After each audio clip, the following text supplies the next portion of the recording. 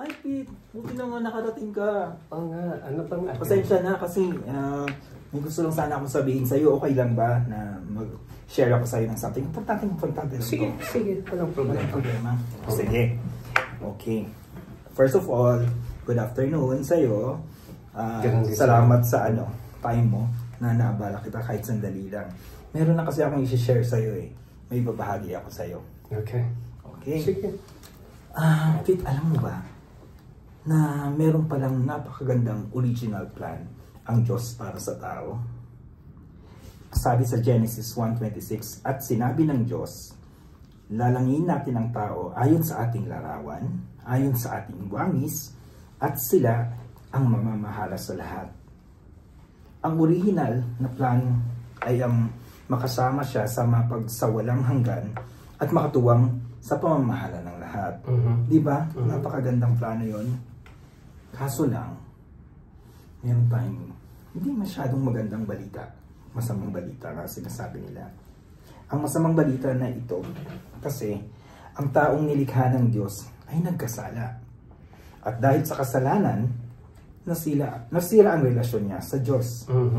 Ang sabi sa Roma 3:23, sapagkat ang lahat ay nagkasala at walang sino mang nakakaabot sa kaluwalhatian ng Diyos. So, bakit ito masamang balita? Kasi ang sabi sa Roma 6:23, sapagkat ang kabayaran ng kasalanan ay kamatayan. Ang ibig sabihin nito, Pete, dahil ang tao ay nagkasala, pumasok sa atin ang kamatayan. Ang ibig sabihin ng kamatayan ay napahiwalay tayo sa Diyos na siyang pinagmulan ng buhay. Okay. Ang ibig sabihin nito, tayo ay mapapahamak sa impyerno.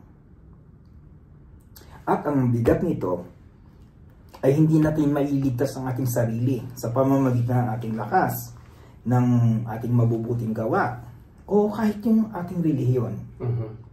Yan ang masamang balita. Ikaw at ako ay nahiwalay sa Diyos, unfortunately.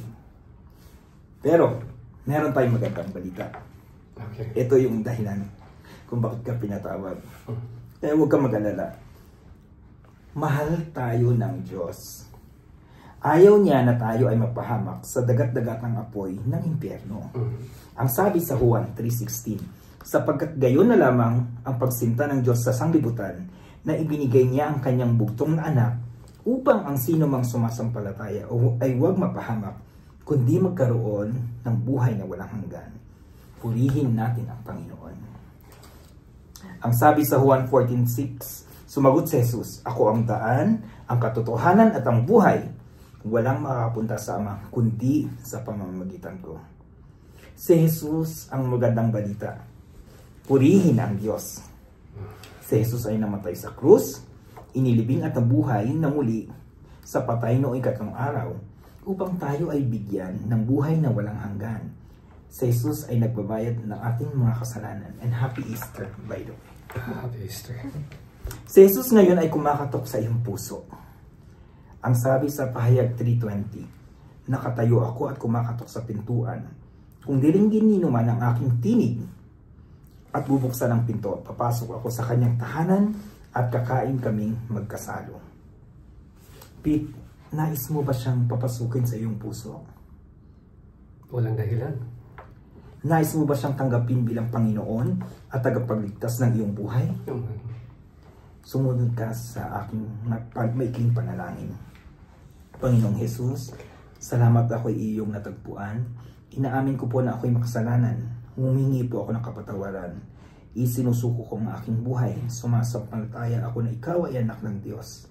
Tinatanggap kita bilang aking Panginoon at sariling tagapagligtas. Inaanyayahan kita na pumasok sa puso ko. Simula ngayon, ikaw na ang maghari sa aking buhay. Amen. Amen. Ngayon tinatanggap po na si Jesus sa iyong puso, ang sabi sa Juan 1:12, subalit ang lahat ng tumatanggap at sumasampalataya sa Kanya ay binigyan niya ng karapatang maging anak ng Diyos. And congratulations. Wow. Welcome sa family ng Diyos. Napakagandang balita naman.